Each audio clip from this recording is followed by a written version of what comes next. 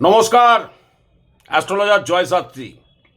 আজকের আপনাদের কাছে যে কথাটি বলবো সেটি হচ্ছে এই মাঘী পূর্ণিমার দিন যাদের আর্থিক সমস্যা প্রচুর পরিমাণে আছে, আর্থিক সমস্যায় যারা ভুগছেন, যাদের অর্থ সমস্যা প্রচুর পরিমাণে দেখা যাচ্ছে, যারা কিছুতেই অর্থ আনছেন, অর্থ বেরিয়ে যাচ্ছে কিন্তু অর্থকে ধরে রাখতে পারছেন না, বা অর্থ ইনকামের ক্ষেত্রে খুব বাধা সৃষ্টি হচ্ছে, তাদের জন্য আমার এই টোটকা। রবিবার দিন একটা সর্বার্থ সিদ্ধি যোগ, সৌভাগ্য যোগ এবং নানা রকম দিক থেকে একটা শুভ দিন বা শুভ যোগ তৈরি হয়েছে। তো এই শুভ যোগে আপনারা কি করবেন?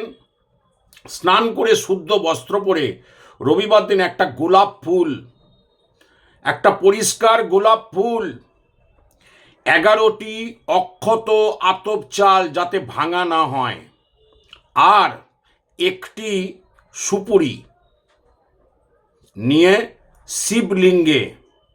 শিবলিঙ্গে অর্পণ করবেন ওই দিন এবং নিজের মনস্কামনা জানাবেন।